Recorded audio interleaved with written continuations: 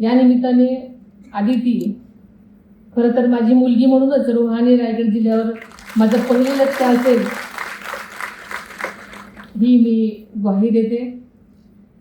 कारण आदिती किंवा तटकरे साहेब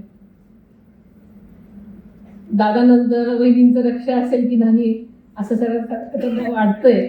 पण मी एक जबाबदार महाराष्ट्राची उपमुख्यमंत्री म्हणून आणि कोकणावर माझंही प्रेम असल्यामुळे, कारण माझं आजपर्यंत तुम्हाला प्रेम दिसलेलंच नाही, आणि आदिती आणि तटकरे साहेबांचे आमचे अनेक वर्षाचे स्नेहसंबंध असल्यामुळे नक्कीच या विभागावर दादांनी इतकंच माझंही लक्ष राहील असं तुमच्या सर्वांच्या साक्षीने मी सांगते.